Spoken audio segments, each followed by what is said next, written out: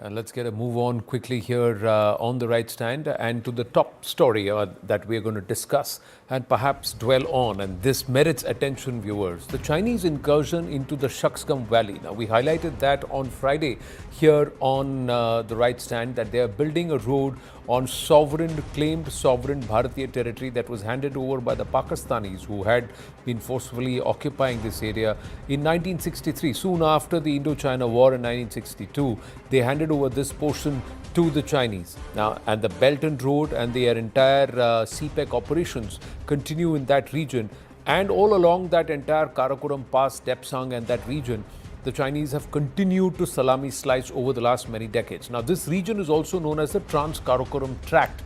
It represents a significant strategic geopolitical challenge for Bharat. We try and put out that map. We have the map also, we put that out. The valley located north of the Siachen Glacier in the Pakistan-occupied region of Jammu and Kashmir came under Chinese control following the 1963 Sino-Pakistan boundary agreement, through which Pakistan actually ceded this territory to the Chinese, despite Bharat's consistent claim over this area. Now, from Bharat's perspective, this transfer is illegal and undermines its territorial sovereignty. The Chinese presence in Shaksgam has enabled Beijing to consolidate its strategic depth in the Karakoram region, strengthen its partnership with Pakistan, and also improve connectivity between Xinjiang or East Turkestan. Xinjiang is new territory, literally, and POJK, and that is the Gilgit-Baltistan region. Now, an axis that has direct military and economic implications for Bharat. The terrain's extreme altitude, harsh climate and remoteness further complicate Bharat's ability to monitor and counter developments in this region. Now, additionally, the proximity of Shaksgam to Siachen. Now, you see that in the map very clearly. There is a Siachen is not so far away. And also the line of actual control raises concerns about a potential two-front security challenge for Bharat, where our soldiers would be looking not just ahead, but there would be Dushman from behind too. And that is a situation that's been highlighted repeatedly in this region by our forces. And the pressure that will be there on Bharat's defense preparedness. And they can come bearing down into the Kargil region and parts of Leh-Ladakh. And that's important. Surveillance capabilities and diplomatic efforts to counter coordinated Sino-Pak strategies in this region. Now, this latest incursion has sparked a war of words where Bharat has remained firm on its claim to its territory. Listen in. 首先，你提到的领土属于中国领土，中方在自己的领土上开展基础设施建设无可非议。Shaksgam Valley is Indian territory. We have never recognized the so-called China-Pakistan boundary agreement that happened in 1963. We have consistently maintained that the agreement is illegal and invalid. We do not recognize the so-called China-Pakistan economic corridor either, which passes through Indian territory. As Shaksgam Valley is concerned, India considers 1963 agreement between Pakistan and China as illegal. Therefore, any activity in Shaksgam Valley is concerned, we do not approve of it, and in this terms, MEA has already issued this statement. So let's decode this entire regional challenge posed by China's incursion. So this is Xinjiang or new territory. You see this entire road here, and they are trying to come all the way up to this region and CPEC. So where have they built this road? This is the Shaksgam Valley or the Trans Karakoram Tract. Now, the Shaksgam Valley, Trans Karakoram Tract, it's under Chinese control now, but this is Bharatiya territory, viewers. Bharat is not so far away, and this region too is claimed Bharatiya sovereign territory because it's an extended, Gilgit-Baltistan is an extended part of Jammu and Kashmir, especially the Jammu region. Then you have the Karakoram range on this side, where you know the standoff that's happened with respect to Depsang and how this region is something which the Chinese covet. There is also Aksai Chin, which was again ceded to the Chinese in the 60s, and we are still paying the price for this region. And look at the long-term strategy of the Chinese, that it may take decades on, but their blueprint for that was laid out by Mao Zedong in the 1950s, early 1950s. 1949, he spelt it out and then it was drafted and put in early 1950s. They continue to stay that course. And CPEC is part of that objective, that eventually they will want to create a string of pearls and the Belt and Road Initiative and get back to the glory of the Chinese Empire more than 350 to 400 years ago. That's what they do. Now there is Afghanistan, Gilgit-Baltistan or Pak-occupied Jammu Kashmir, Siachen Glacier, Ladakh and the line of actual control. So we understand the lay of land of this and this map and this region as we've zoomed in. But here's the thing.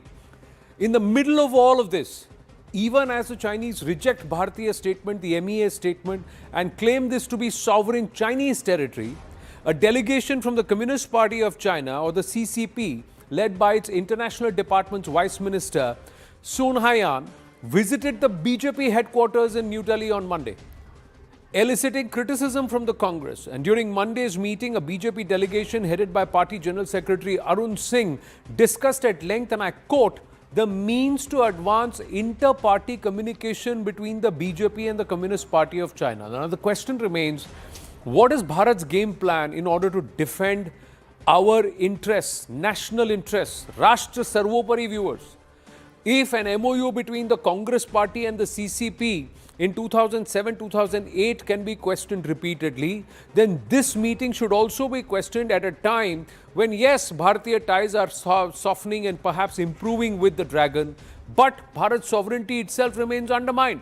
Is diplomacy, perhaps the only prudent way to secure our strategic autonomy? And why is the BJP muted on this meeting? Why is it that this was put out? Why is it that this was put out not from the official BJP party handle, but from Mr. Arun Singh's handle? Why is the BJP, despite requesting them to come on this and explain themselves, not present on these debates and these questions?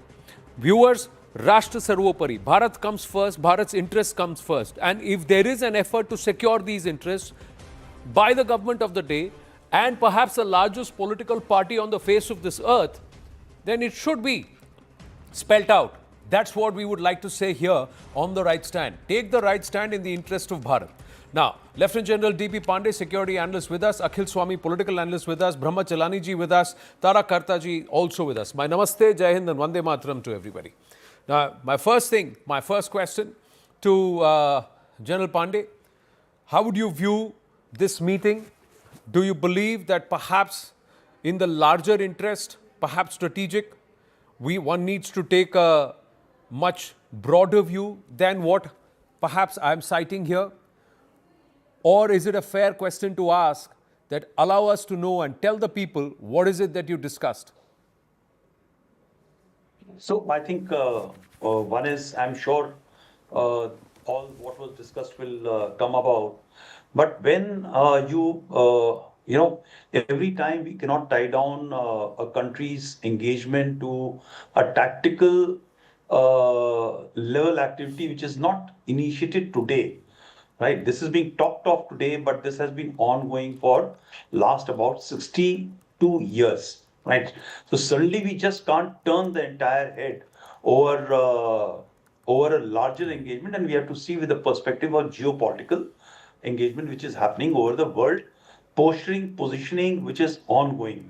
At this point of time, if this engagement becomes totally centric at the level of the dying T which we talk of in the elements of power, and we get stuck at the tactical level at what is happening in Shaksgam Valley, and therefore we need to actually harden our stance in the rest of the diplomatic, informational, economic and technological domain, wherein you know very well that in the geopolitical churning of multipolarity, what is happening today, the tariff issue, there are other challenges which is happening.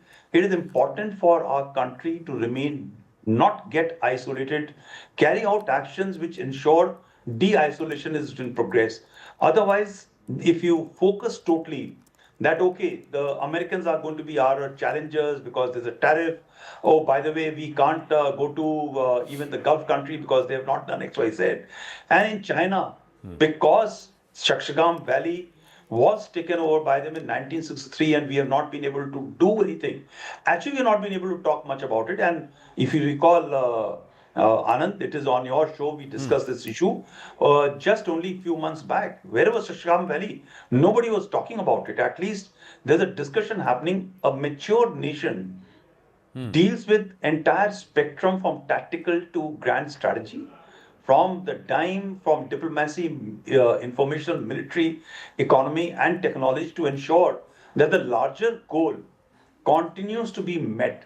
So while I'm not sure it is politically right or wrong for BJP to have met with CCP party representatives, because in fact, in case of China, the China is led controlled, is party controlled, not like in India, where there's a government which forms after when they come to a power and they control manage the country. So there is a distinct difference.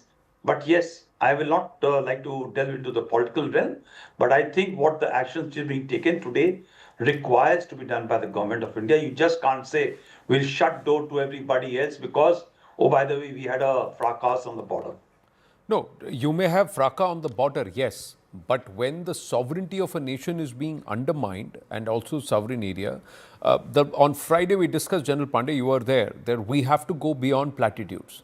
The other issue, Brahmachalani ji, Taraji and also Akhil ji, the other issue is that there is a legacy. There is a burden of errors of the past which have to be carried by governments of the present, parties of the present and people of the present, Brahmachalani.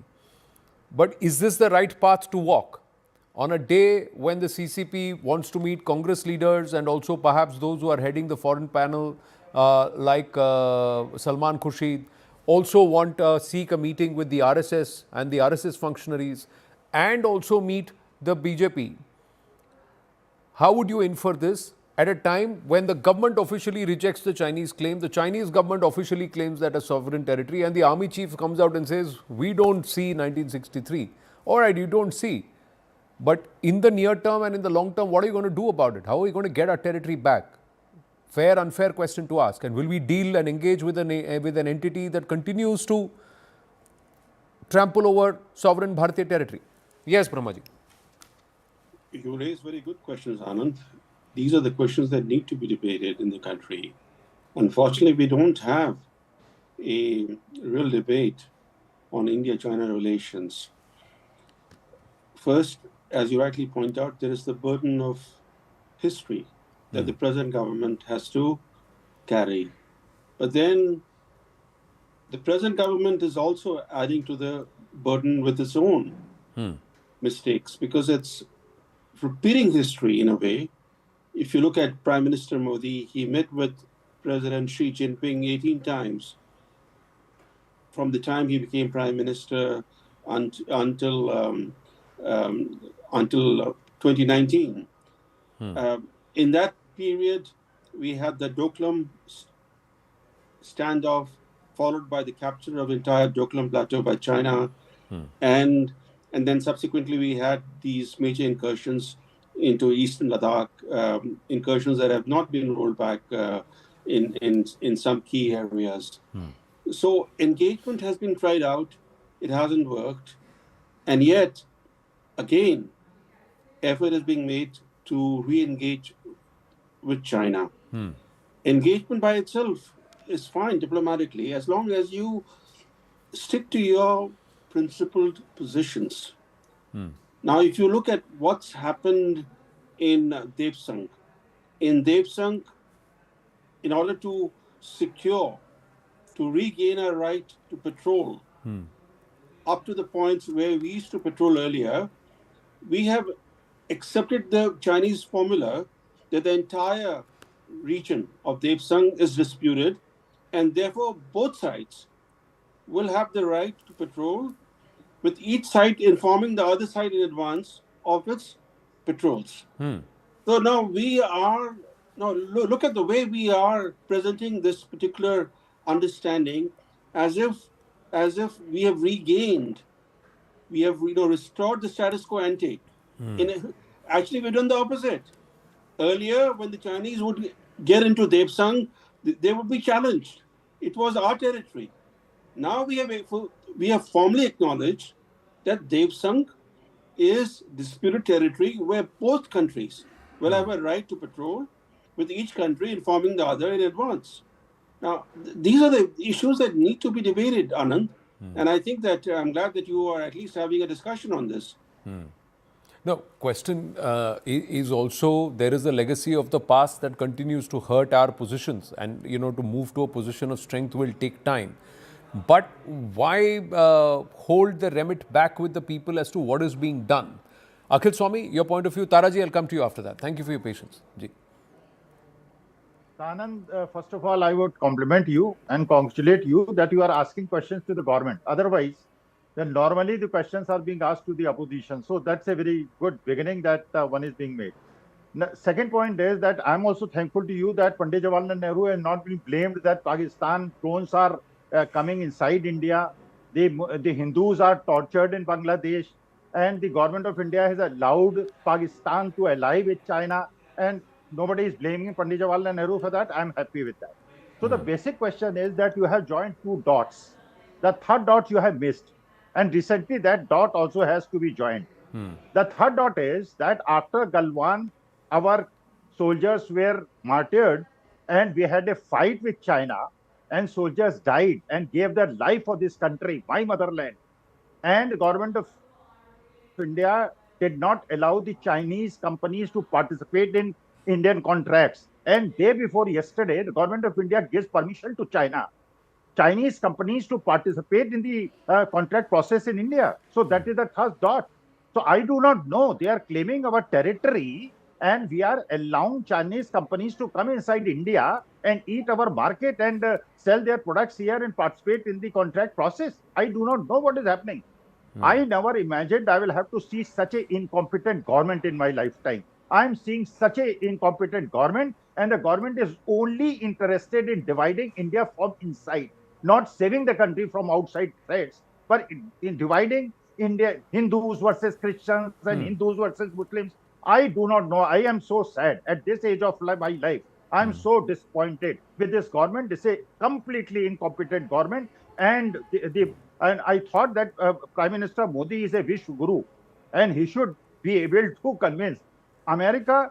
Donald Trump every day is, and we saw Indira Gandhi as to how she talked to Nixon, and Nixon had to run after Indira Gandhi saying, Mrs. Prime Minister, dear Prime Minister, is the way our Prime Minister is being treated by the foreign powers. And now we are saying every day Trump is insulting us. Then you are going to China. China is insulting us. I do not know what is happening to my motherland. I'm worried for my India. You are calling it Bharat. I'm calling it Hindustan and India. You call it Bharat, that is good also. Right. India, that is Bharat, is part of Article 1, so calling it Bharat should not be of an issue. Hindustan. No, I'm just saying. The other part is, sir, you got more grace than I do. So clearly you have seen the times when Bharat ceded Aksai Chin and said, a Prime Minister said, not a blade of grass goes there. Look at this current scenario where we are in this entire Trans Karakoram Tract. On the one side is Aksai Chin.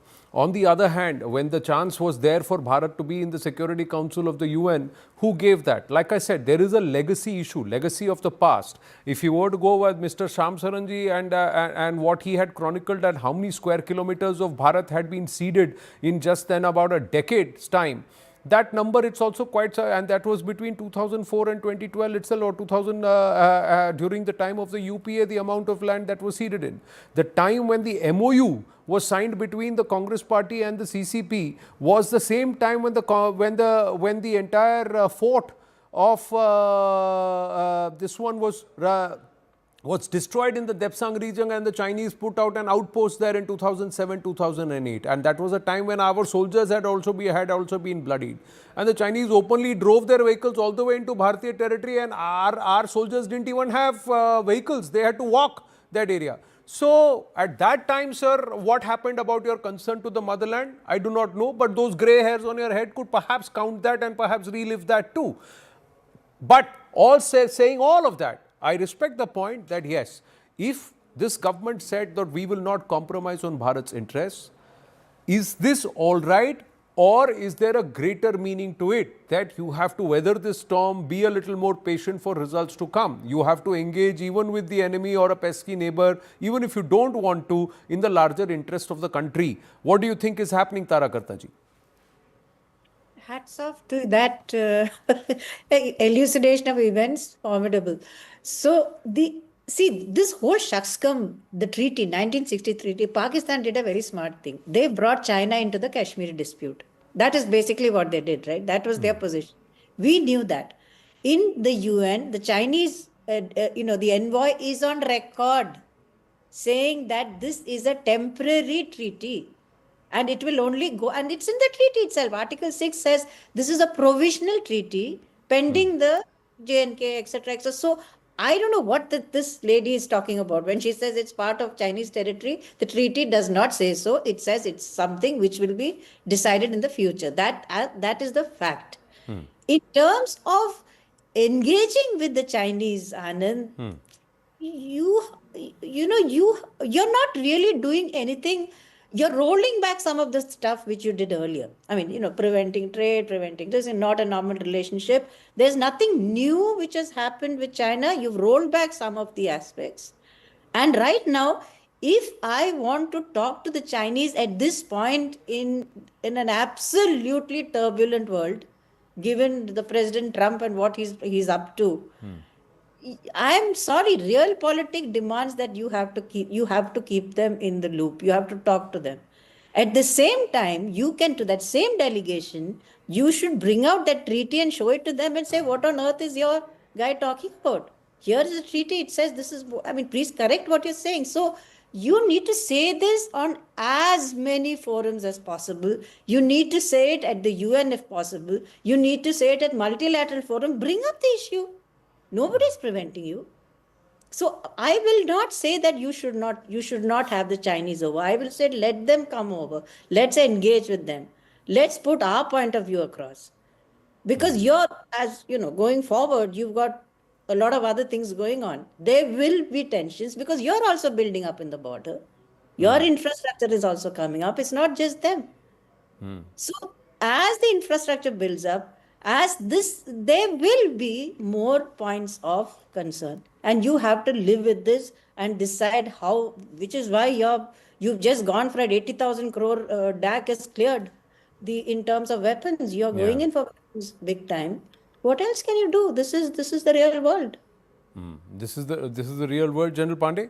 You've often highlighted that how you first said that the soldier in Siachen has a tough job to do because he's got only 2 eyes, whereas he needs 5.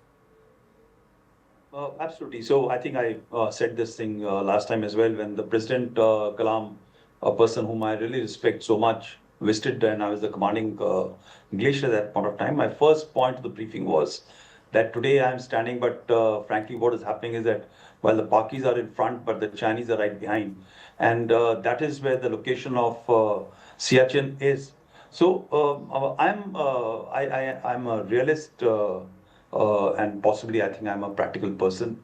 In geopolitical realm, principles are very important. But as you said, when you hark back to the times of the past, the baggage of past, there must be some challenges. There was some strategic direction taken at that point of time. There were belief and faith and some principles which possibly were not aligned to what the Western systems of strategic orientation were taking place, and that led us to be behind the curve by about a couple of decades. So what possibly we have lost in terms of our economic positioning, our stature, or structure, we are trying to gain. And I'm not saying this government is doing or that government is doing, but I'll just very quickly hark back to what, just try and reinforce what Tara has said. A couple of things you have to see. Please look at Galwan, Doklam. While we may say that things have not gone our way 200%, but the fact of the matter is that after 4 years of hiatus, who came back onto the table and said, okay, let's start rolling back from East Kailash, let's do X, Y, Z, let's talk about it. There was a firm deal handling which was happening. So that is one context when the geopolitical environment was slightly different. But this 1 year, 1.5 or 2 years, the things have been disruptive to a great extent. So what is happening at the level of international relations should continue to be managed and leveraged for the advantage of larger end state of our country, while calling out the Chinese at the tactical or at the local level. So when MEA comes out and talks about LAC and 1963 agreement, which is actually not correct, and the chief comes out and makes a statement today, he's made it very, very loud and clear that we don't agree with the 1963. This was not happening before. So there is an engagement at the diplomatic, at the military, talking back or discussion phase. Suddenly 63 years, 62 years, Shaksgam was with them. Yeah. Now suddenly you just can't just turn back and say, okay, we thumped the table, we need to take back that territory, we'll march across and take over. The decision of which side, where is the exact line of international boundary lies today remains not yet decided. But that is how it is not happening only with India and China. Please look at the South China Sea. Please look at the entire landscape. Have people stopped investing? Have the Japanese stopped investing while they're ramping up their defense expenditure? You know exactly how the current state of Japan is. Have they stopped trade, discussion, talk, investment of their companies in Pakistan, in China? I'm not there part of the government, but I feel surely that when you are engaging, these are complex things which need to continue to happen as you ramp up your part. But I'm quite sanguine, I'm quite confident that time for Bharat will come. And I love to call Bharat. I also love to call Hindustan. And I'm very, very fond of India. All three are different, and possibly you must take a debate on this. Bharat and India are not same, quite similar. Right? Well, that's for a different. I wait for the day when they all mean the same, and perhaps there is no preference of one over the other. They will. But Bharatakhanda it is, and Bharat it is for the moment. But Brahmachalanidhi, the Chinese play checkers, Bharat plays chess. What required is a mixture of chess, checker, poker. Is that what we'll have to do as a nation? And perhaps, the weight or the import of what I'm trying to convey is understood by our viewers. Yes, Brahmaji. The problem is this, that the Chinese stick to their long-term plans, while we tend to meander in terms of our own vision as well as our strategy. So we have seen that under successive governments. They seek to be firm, and then they relent, and then they embrace appeasement. So we've seen that pattern repeat itself because in our democratic politics, often the short-term exigencies override long-term interests, and often these short-term exigencies dictate policy shifts at times quite abruptly.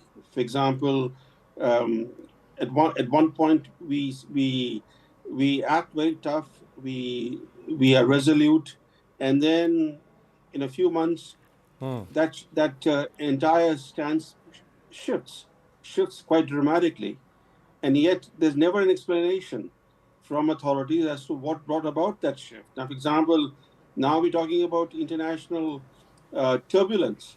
Now, that is no explanation for the pattern that we have seen in relation to China under successive Indian governments. We're talking about several governments where this pattern has repeated itself.